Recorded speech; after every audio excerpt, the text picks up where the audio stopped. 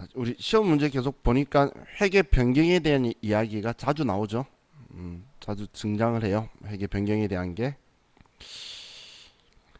자, 1번 보면 다음 중 회계 변경에 대한 설명으로 올바른 것은, 자, 첫 번째, 감가상각 자산의 내역연수 변경은 회계 정책의 변경에 해당한다.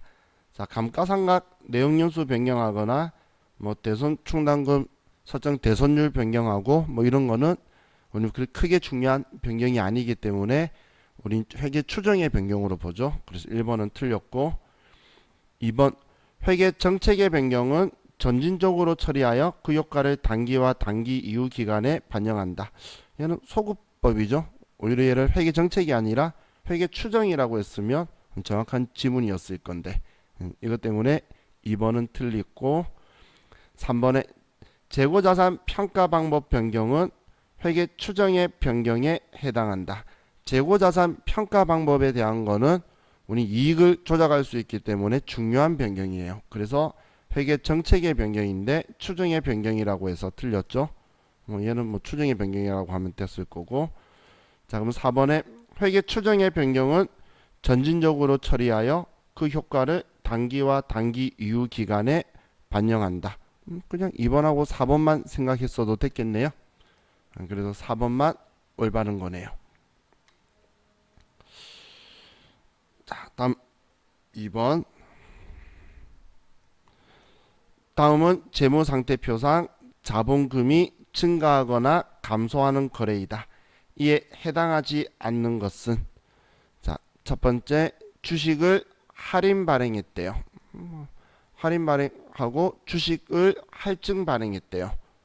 자, 1번, 2번은 자본금은 증가하는 거죠. 어떻게든 할인 발행이든 할증 발행이든 대변에 자본금 쓰는 건 똑같은 거니까 자본금은 증가할 거예요. 자, 3번에 당사가 미처분 이익잉여금으로 주식 배당하였다. 주식 배당에도 우리는 주식 발행해서 하기 때문에 대변에 자본금이다라고 쓰죠.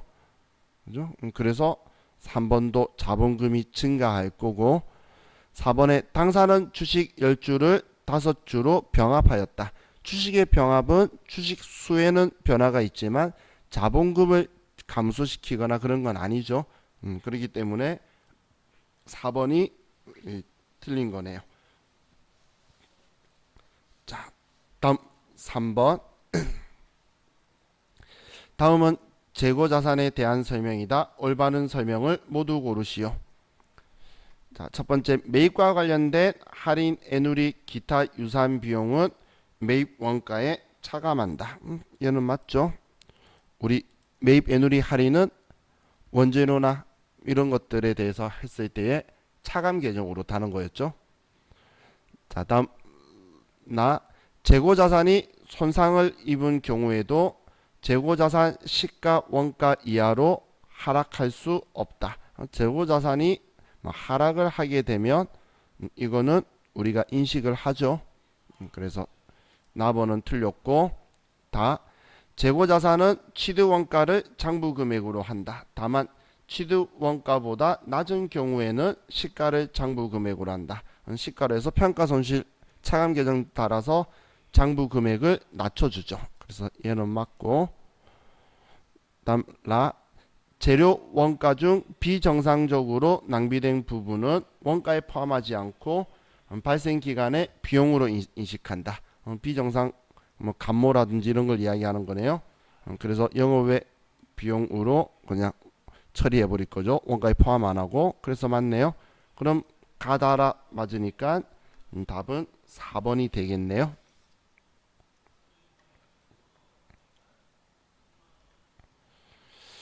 자, 다음 페이지 4번. 자, 다음은 주식회사 세무의 차량 구입에 대한 내역이다. 차량의 취득원가와 2020년 감가상각비로 맞는 것은, 자, 주식회사 세무는 2020년 10월 1일 영업목적 승용차를 5천만 원에 취득하였다. 자, 차량 취득세 및 등록 부대 비용이 175만 원 발생하였다. 차량 구입 후 자동차 타이어를 스노우 타이어로 교체하였으며 이 중 50%를 자동차 대리점으로부터 지원받았다. 뭐 이거는 취득원가하고 상관없죠. 이건 자본적 지출 이런 게 아니라 타이어에 관련된 거나 스노우 타이어는 우린 수익적 지출이니까 얘는 신경 안 써도 되고 비용이고, 주식회사 세무의 차량 운반구 잔존가액은 0원이고 내용연수는 5년이며 감가상각 방법은 정액법이며 월할상각한다. 주식회사 세무의 회계 처리는 기업회계 기준에 따르되 이익을 최소화하는 방향으로 한다. 그럼 취득원가는 이 금액하고 그리고 이 금액, 이것만 취득원가네요. 그러면 5,175만 원이니까 일단 답은 이 두 개로 압축이 되네요. 자, 그리고 이제 감가상각비 그럼 계산해 봐야 되겠죠. 5,175만 원인데 잔존가액 없이 5년이래요. 그럼 5를 나눌 건데 얘 취득을 올해 10월 달에 해서 10월, 11월, 12월 세 달만 하겠네요. 그래서 이렇게 4분의 1을 하면 5,175만 원에 나누기 5 나누기 4 하면 258만 7,500원이 나오네요. 그럼 얘가 맞죠? 그래서 답이 얘가 되겠네요.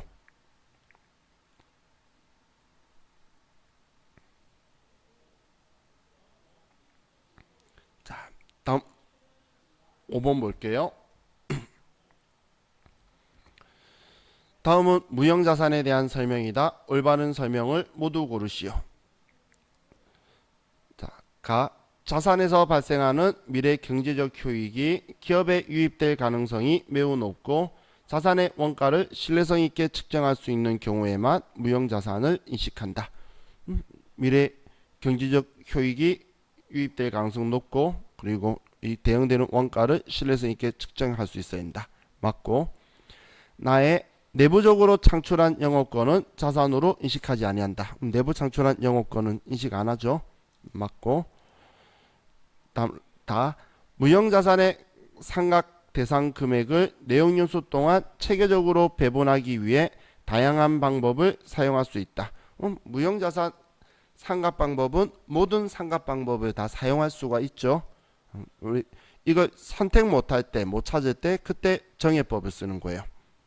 자, 그리고 라의 무형자산 사용이나 처분으로부터 미래 경제적 효익이 기대되지 않을 때 재무상태표에서 제거한다. 우리 손상을 입었거나 아니면 팔아버렸으면, 처분했으면 우리 장부에서 무형자산 지워버리죠. 그래서 자, 얘도 맞네요. 그래서 전부 다 맞네요.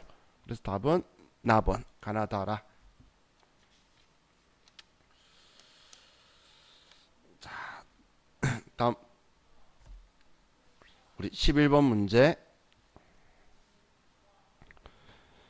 현행 소득세법에 따른 기본공제 대상자는 원칙적으로 다음의 요건을 모두 충족하는 자를 말한다. 이때 기본공제 대상자 요건 세 가지를 모두 충족한 경우에 적용되는 특별세액공제는, 우리 전부 다 해야 되는 건 소득금액 100만 원 이하, 생계가치하고 20세 이하나 60세 이상 기본공제 대상자죠. 그러면 우리 보험료세액공제죠. 보험료세액공제가 우리는 피보험자 기준으로 기본공제 대상자여야 되니까, 의료비는 소득금액에도 제한 없고 나이에도 제한이 없고, 교육비하고 기부금 이 두 개는 나이에는 제한이 없죠. 소득금액만 제한이 있으니까 답은 1번이네요. 우리 뭐 실기 잘하시는 분은 보너스 문제였다. 그죠? 자, 다음 13번 문제로 가서 13번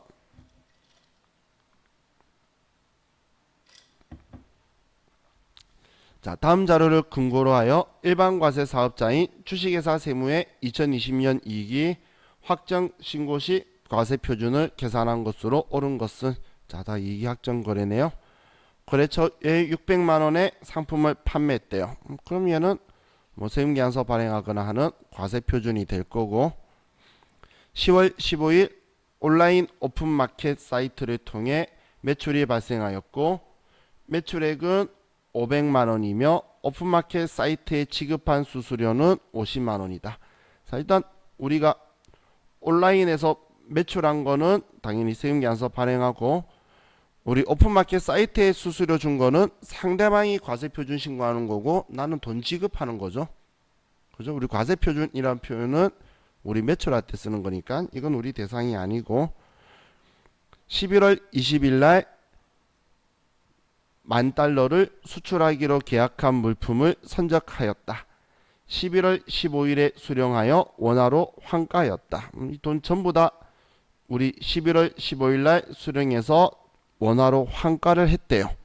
환가하면 환가한 날의 금액으로, 환가한 환율로 환가한 금액이 되겠죠. 그러면 $10,000니까 얘는 102만 원이 되겠네요. 102만 원. 다음 12월 12일 10월 3일 거래분에 대한 대금 수령이 지연되어 연체이자 20만 원을 수령하였다. 뭐 연체이자는 뭐 늦게 됐다고 또 과세표준 포함해서 세금계산서 발행하는 거 그런 거 하는 거 아니죠. 그래서 자, 지금 얘네들만이니까 우리 600만 원, 500만 원, 그리고 102만 원. 그러면 102만 원 아닌가? 102만 원 하고, 네, 산수가 틀렸나?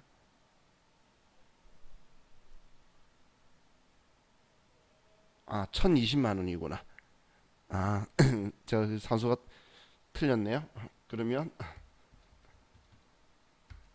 1020만 원 하면 2102만 원이 되네요. 그래서 답이 2번이네요. 역시 저는 1-1은 계산기를 써야 되는 스타일인가 봐요.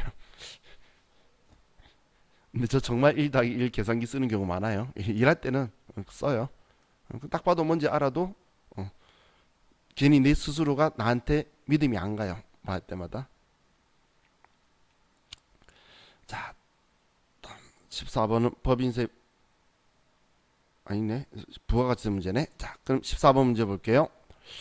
다음 자료는 법인이 업무와 관련하여 재화나 용역을 공급받고 신용카드로 결제한 경우로서 부가가치세법상 매입세액 공제를 위하여 신용카드 등 수령명세서를 제출하고자 한다. 다음 중 매입세액 공제가 가능한 경우는 모두 몇 개인가? 자, 단 공급자는 모두 일반과세자로 가정한다. 자, 첫 번째, 출장 시 소유한 회사 소유 차량에 대한 유류대. 자, 이거는 비용음용 소형 승용차 관련된 유지니까 불공제 사유라서 카드로도 공제 안 되죠. 우리 신용카드 매출은표 수령명세에서 지금 생각하는 문제예요. 두 번째, 제주 출장 교통수단으로 사용한 항공권. 우리 여객 운송 영역은 안 되죠. 세금계산서 발급 불가 업종이라서. 다음, 사무실에 사용할 컴퓨터 구입. 얘는 뭐 문제 없네요. 다음, 거래처에 접대할 목적으로 구입한 선물 세트. 얘는 불공제 사유라서 공제 안 되고. 자, 직원들 사기 진작 위한 회식비. 얘는 문제 없네요. 다음, 직원 명의 신용카드로 구입한 거. 이거 기타 신용카드라고 해서 매입세액 공제는 받을 수 있죠. 그래서 지금 3개가 되네요. 답은 2번.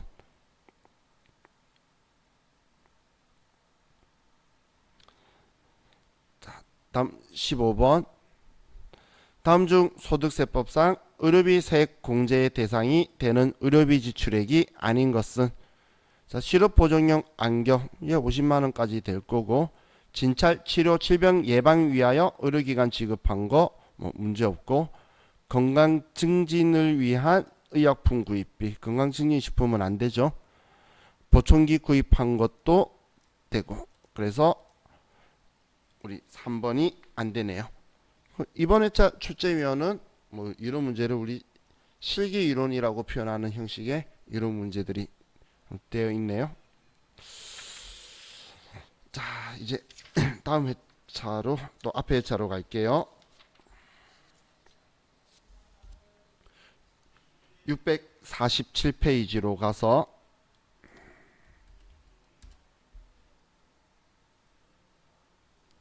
647페이지.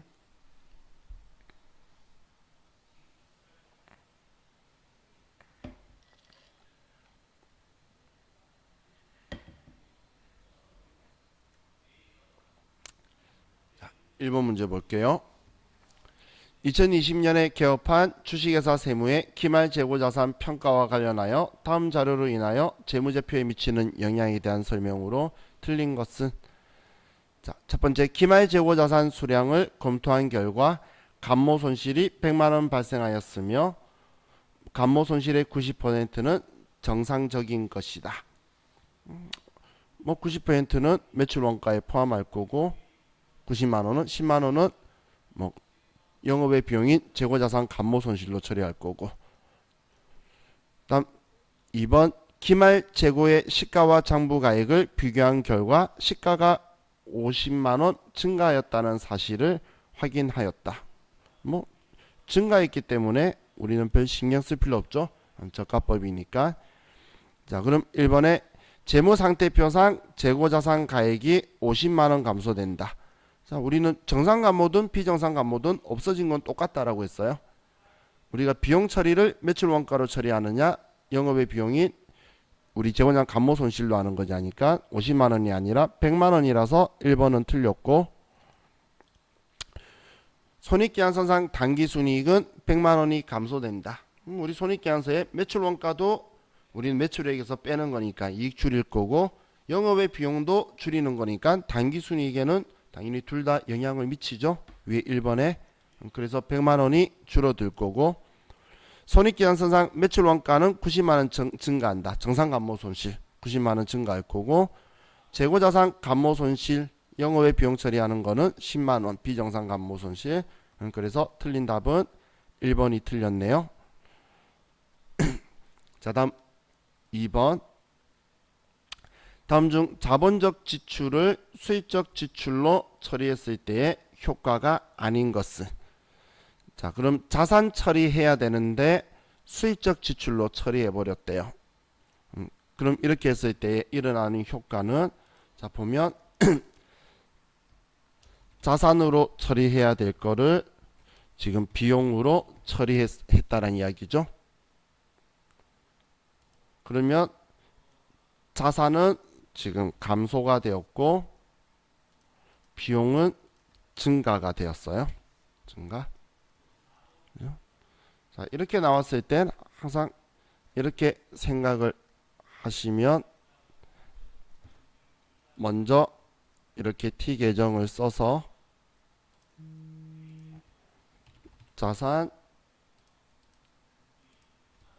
부채,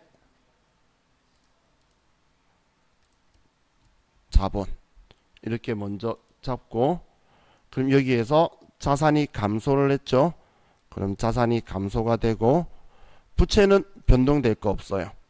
지금 이 상황에서 부채가 차이가 날 일이 없으니까, 그러면 자본은 감소하게 되겠죠.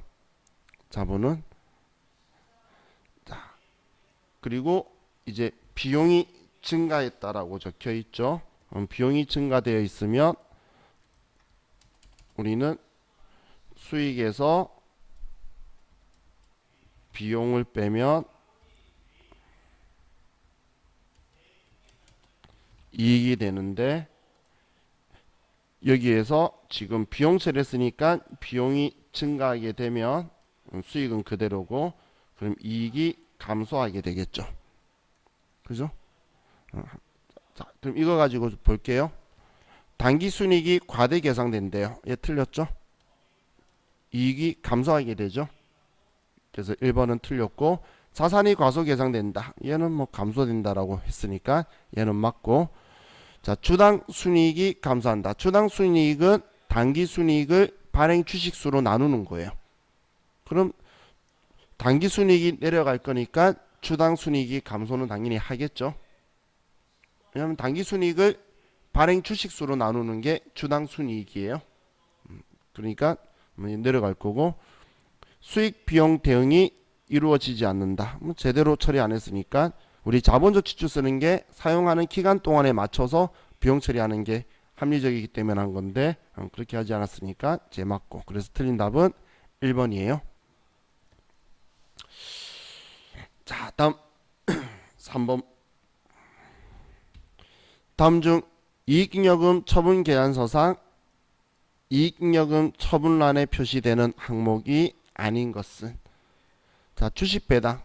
이거 우리 이익잉여금 처분란에 들어가죠.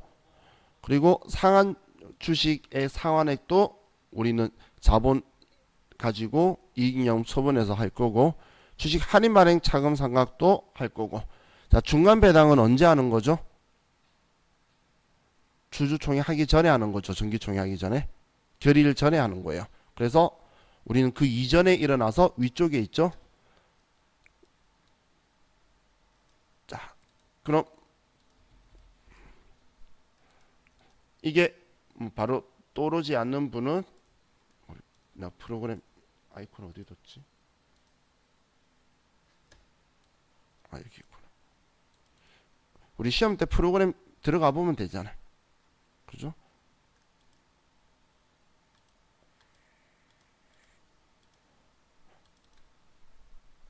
아무 회사나 들어가서 이익여금 처분 계약서를 보시면, 그러면 지금 여기 3번의 이익여금 처분액이라고 친절하게 3번까지 이야기해 주고 있죠. 지금 이 이야기하는데, 중간 배당금은 우리가 이익여금 처분하기 전에 얘를 배당을 해버리는 거예요. 아직 12월 31일까지 결산도 하기 전에 중간 배당으로 날려버린 거기 때문에, 그래서 지금 여기 처분액에 들어오는 게 아니다라고 지금 하는 거예요. 얘는 여기 미처분 이익잉여금에서 중간 배당을 한 거죠. 그죠? 지금 오늘 배당하는 경우 생각하시면 돼요. 오늘 배당하면 전년도 거 가지고 넘어온 거에서 정리를 하는 거지. 얘 올해 돈 벌기 전에, 올해 기말 당기순이익 나오기 전에 전년도 하고 남은 거 가지고 오늘 중간 배당을 한다라고 보시면 돼요. 자, 그래서 얘는 이익잉여금 처분란에 표시되지 않는 거는 이 4번 중간 배당 얘네요. 자, 다음 4번. 주식회사 한결은 시립수영장 신축공사 도급계약을 광역시와 체결하였다. 도급금액은 5억 원이며 2019년 투입된 공사비는 6천만 원, 2020년 투입된 공사비는 우리 1억 원이다. 2020년 누적 진행률이 40%라고 할 때 주식회사 한결의 2020년 총 공사 예정 원가는 얼마인가? 자, 지금 이 이야기를 하고 있네요. 지금 누적 공사비가 이 금액에서 1억 6천인데, 그런데 얘가 지금 전체 총 공사비의 40%라는 거죠. 그죠? 이해가셨나요? 지금 문제가 지금 2020년까지 투입된 공사비가 누적 진행률이 40%라는 것, 지금 이렇게 볼 수 있겠죠. 1억 6천만 원이 누적액인데, 이거에 지금 제가 글씨 쓰기가 그래서 이렇게 쓸게요. 하면 얘가 총 공사 예정액이죠.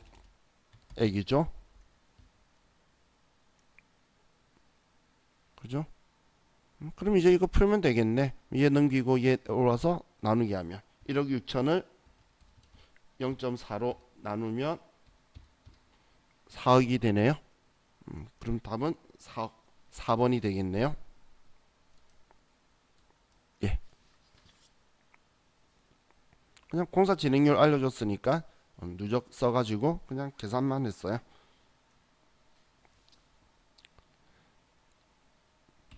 자, 다음 페이지 5번. 주식회사 세무는 아래와 같은 사채를 발행하였다. 2022년 12월 31일에 사채 장부가액은 얼마인가? 단 사채 할인 발행 차금은 유효이자율법에 따라 상각하고 우리 소수점 이하는 절사한다. 자, 그럼 지금 얘는 사채를 20년 1, 2, 3, 4년 발행했고 3년 차에 장부 금액 물어봤네요. 그죠? 자, 그러면 이거 순서대로 쭉 계산해 가야겠어요. 얼마 상각하는지도 봐야 되겠죠. 그럼 처음에 장부가액이 발행할 때에 92만 7,880원이고 유효이자율이 12%였어요. 그죠?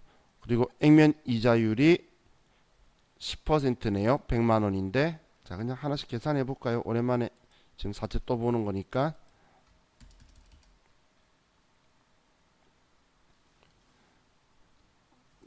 자, 1차 년도가 우리 20년 12월 31일 날 자, 이때 유효 이자가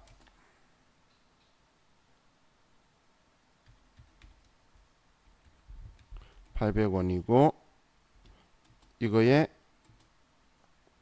유효 이자율 12%를 하면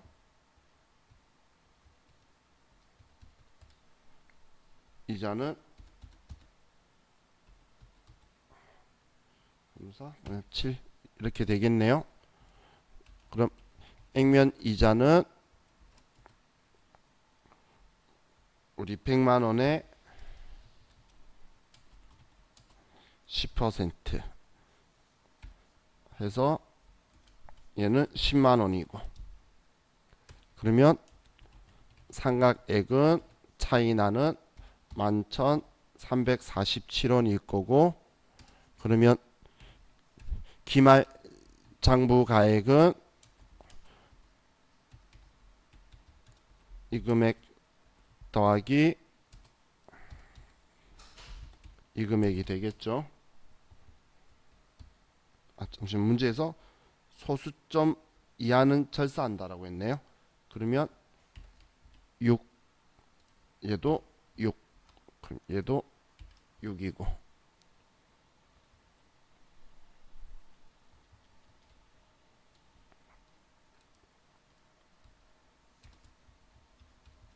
자, 이 금액이 되겠죠.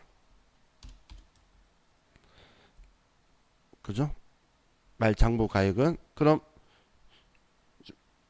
21년도 12월 31일 날 12월 31일 날 이때 또 유효 이자는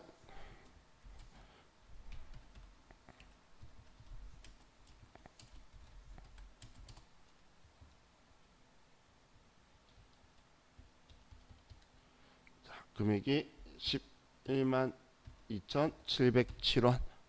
자, 액면 이자는 안 봐도 똑같죠.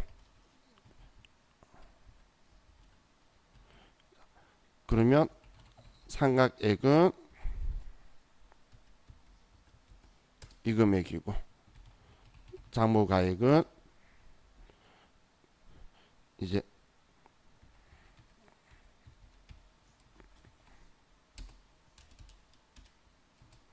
더하기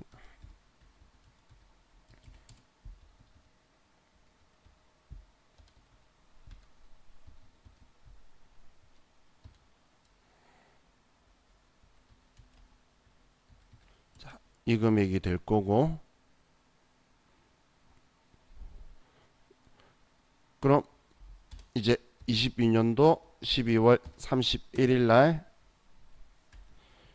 유효 이자는 이 금액 곱하기 12%를 하면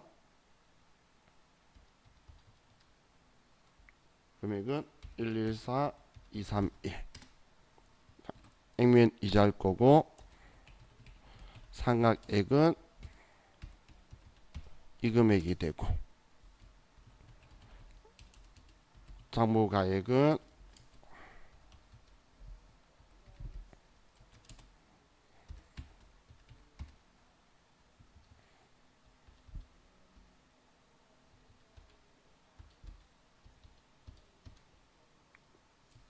얘는 966 164.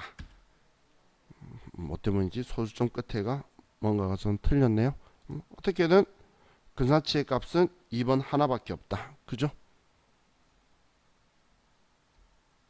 지금 물어본 게 이때 장부금액 물어봤죠?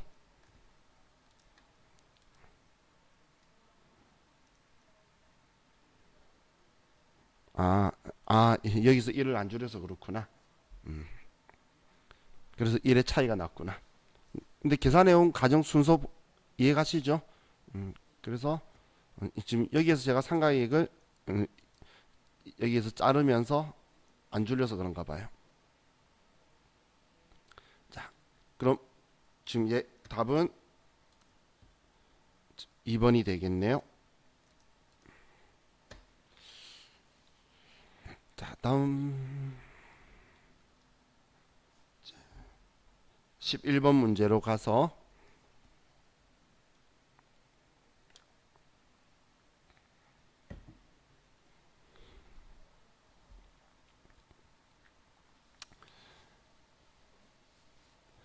자, 현행 소득세법에 의한 기장 의무자는 간편장부 대상자와 복식부기 의무자로 구분한다.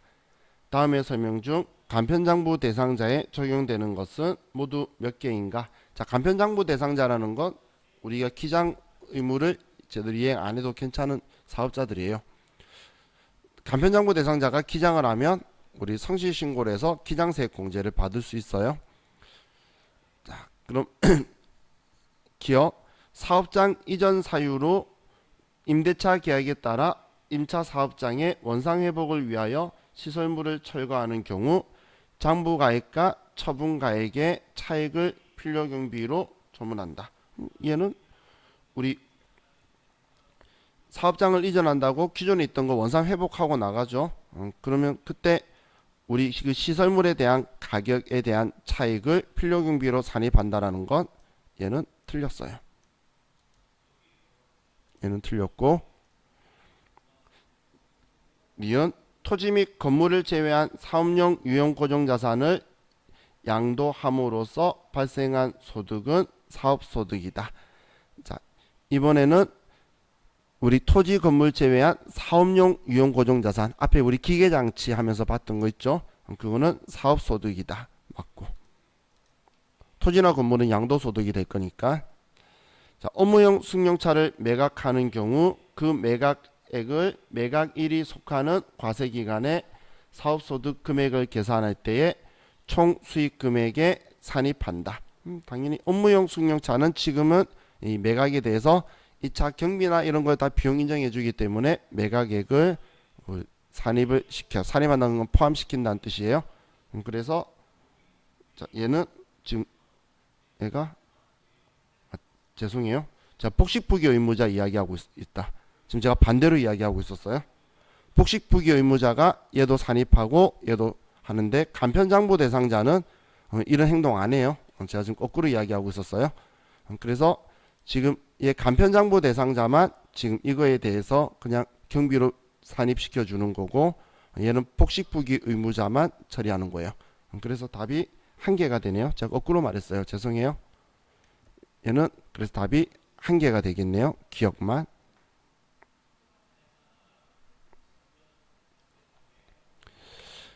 자, 다음 12번은 법인세 문제고, 13번 다음 자료는 국내 제약회사에 근무하는 거주자 A씨의 2020년 소득 내역이다.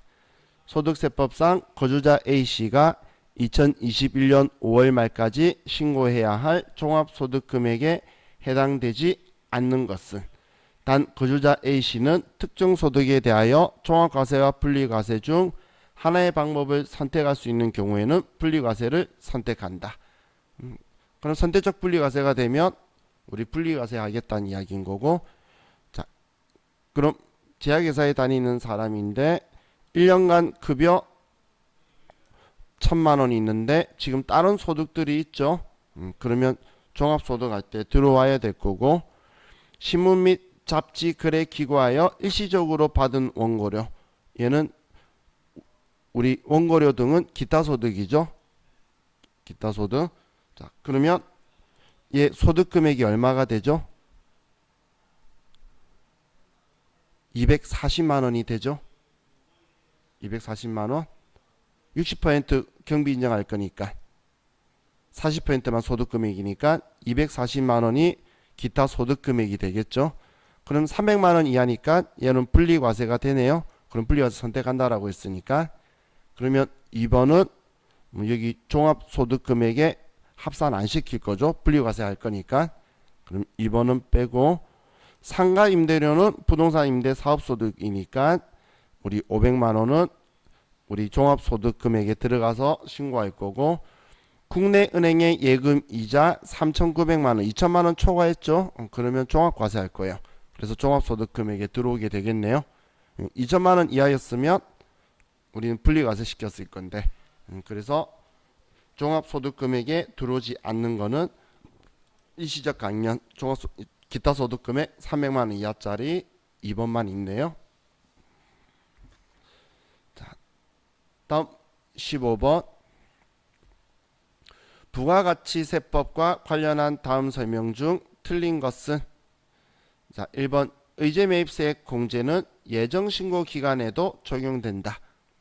예정 때는 한도 계산 안 하고 적용해주고 확정 때는 우리 한도 계산해서 공제해주고 1번 맞고 2번 수입한 면세농산물도 의제매입세액 공제 대상이 된다. 우리 수입한 것도 되고 아직 하지 않고 남아있는 것도 되고 다음 세 번째 대손세액 공제 신청은 예정신고 기간에도 신청할 수 있다. 대손세액 공제 신청은 확정신고 때 과세기간 동안 일어났던 걸 신고하는 거죠. 그래서 예정 때 할 수 있다라고 해서 3번은 틀렸네요. 이건 확정 때만 가능하죠. 확정신고 때만. 다음 면세사업자가 영세율을 적용받기 위해서는 면세 포기를 해야 된다. 영세율 적용받으려면 면세 포기해야 되죠. 그래서 답은 3번이 틀렸네요.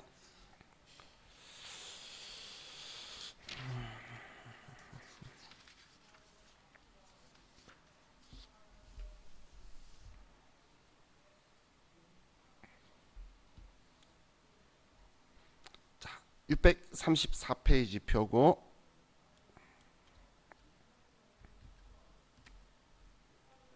80회차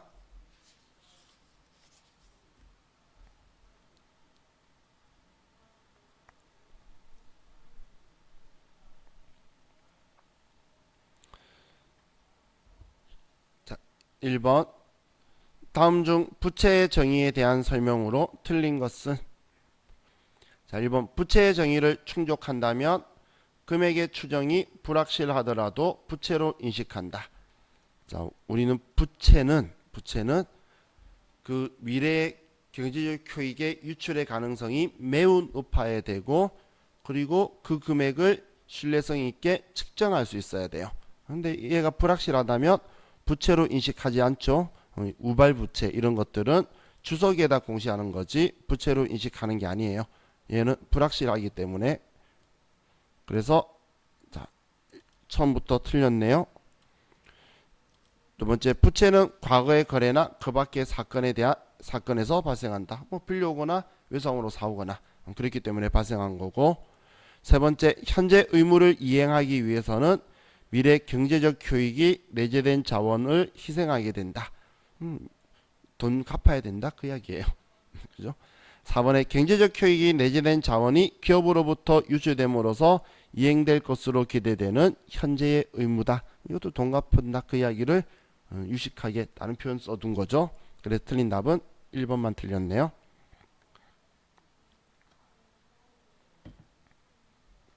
자, 다음 2번 볼게요. 다음 사례 중 재무상태표상 자본금 총액이 변동하는 경우가 아닌 것. 자, 이런 문제 나올 때마다 자본이라고 하는지 자본금이라고 하는지도 보세요. 자본이라고 하는지 자본금이라고 하는지. 얘는 자본금이죠 또. 자, 이번에 회사가 보유하고 있던 자기 주식을 유상으로 소각했대요. 소각했으면 우리는 자본금이 줄어들겠죠. 얘는 변동했으니까 뭐 줄어들든 우리가 증가하든. 또 주주총회 결의로 유상 감자를 실시했대요. 감자 있으면 자본금 줄어들 거고. 3번에 주주총회 결의로 주식 액면 분할을 실시했대요. 주식 액면 분할을 한 거는 주식 수만 변동했지 우리 자본금에는 영향을 주는 게 아니죠. 이 앞에도 비슷한 형식 문제 봤죠. 또 전환사채의 전환권 행사로 추가 주식을 발행한 경우 이때도 우리는 주식을 발행하니까 자본금이 증가할 거예요. 그렇기 때문에 답은 3번이네요. 자, 다음 3번. 다음 한국채택 국제회계 기준의 재무정보의 질적 특성 중 충실한 표현에 대한 서술이다. 올바르지 않는 것. 자, 이번에 한국채택 국제회계 기준 이야기하고 있네요. 그죠? 그런데 한국채택 국제회계 기준의 질적 특성도 우리 일반 기업 회계 기준의 질적 특성하고 매우 비슷한데 목적적 합성은 똑같아요. 목적적 합성에 들어가 있는 하부 속성이 예측 가치, 피드백 가치, 그리고 그 적시성 이걸 가지고 있는 건 똑같은데 신뢰성이라고 하지 않고 우리 충실한 표현이다라고 해서 거기에 신뢰성의 항목들을 가지고 있어요. 검증이 가능해야 된다. 이런 걸 좀 서술 형태로 적혀 있어서 분류는 똑같다라고 보시면 돼요. 자, 그럼 올바르지 않는 거에서 첫 번째, 필요한 기술과 설명을 포함하여 정보 이용자가 소실되는 현상을 이해하는 모든 정보를 포함하는 것이다. 자, 이건 이해 가능성을 이야기하는 거예요. 질적 특성에 지금 여기에 충실한 표현에 대한 이야기 있죠. 이 충실한 표현이 우리 이해 가능성이나 이런 것들도 다 들어가 있어요. 그럼 지금 여기에는 여러분들이 목적 적합성을 제가 방금 이야기했었죠. 거기에 있는 애들을 빼내시면 돼요. 그럼 두 번째, 정보 이용자가 미래 결과를 예측하기 위해 사용하는 절차의 투입 요소로 사용될 수 있는 재무 정보의 가치를 말한다. 이건 미래를 예측하기 위한 거는 예측 가치죠. 얘는 목적 적합성에 맞지 충실한 표현으로서 우리가 예측을 가치를 높이는 게 아니에요. 그래서 2번은 틀린 거고, 3번에 현상의 기술에 오류나 누락이 없고 보고 정보를 생산하는데 사용하는 되는 절차의 선택과 적용이 시절차상 오류가 없음을 의미한다. 지금 제가 신뢰성에 대한 느낌으로 받으시면 돼요. 얘도 지금 충실한 표현 속에 들어가는 표현이에요. 자, 다음 재무정보의 선택이나 표시에 편의가 없어야 된다. 중립적이어야 된다는 것도 충실한 표현 쪽에 들어가 있는 거예요. 그래서 우리 2번에 목적 적합성이랑 상황이 맞는 2번이 틀렸네요. 자, 우리 카페에 들어와 있으신 분들이 있는데 카페에 보면 어떤 분이 저한테 수업 들으셨던 분이 저와 같이 이 기출문제 하나 풀고 본인이 아마 참고사인가 보면 두 개 비교해 놓은 거 누가 올려주신 거 있어요. 카페에 뭐 관심 있으신 분은 보시면. 보신 적 없나? 여기 참고 자료 있죠. 참고 자료에 어떤 친절한 분이 여기 질적 특성 비교 야생오리라고 적혀있는 이분이 올려주셨어요. 일반 기업 회계 기준하고 여기 이게 한국채택 국제회계 기준의 목적 적합성과 충실한 표현이라고. 정말 열심히 공부하셨죠? 이분이 나이가 70년생이신가 한데 이제 강사로 전직하겠다 그래서 저한테 수업을 좀 여러 번 들으신 분이에요. 그래서 정리한 거 올려주셨더라고요. 그래서 필요하신 분은 참고로 보시라는 거예요. 자주 나오는 건 아니에요. 그래서 참고지, 자주 나오면 제가 정리해서 외우시라고 드릴 거예요. 자, 다음 이제 4번 문제 볼게요. 다음 중 유형자산의 취득원가를 증가시키는 항목에 포함되는 것은? 취득원가에 포함되는 거예요. 1번 건물 신축과 관련해서 기존 건물 철거 과정에서 발생하는 폐자원의 판매 수익. 이건 취득원가를 증가시키는 게 아니라 취득원가를 줄여주는 거죠. 판매해가지고 돈 받는 건. 두 번째, 유형자산과 관련하여 새로운 고객층을 대상으로 영업을 하는데 소요되는 직원의 교육훈련비. 이거는 우리는 먼저 판관비로 처리해야 되겠죠. 그래서 취득원가 증가시키는 게 아니고 3번에 유형자산이 정상적으로 작동되는지 여부를 시험하는 과정에서 발생하는 원가.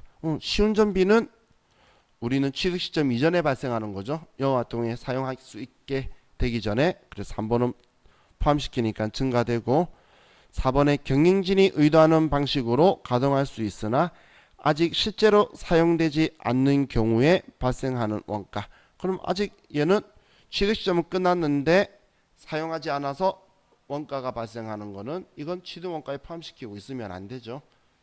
그래서 감가상각은 뒤에 한다더라도 취득 시점은 끝난 거예요. 그래서 4번은 포함 안 시키고 3번만 되겠네요. 자, 다음 5번.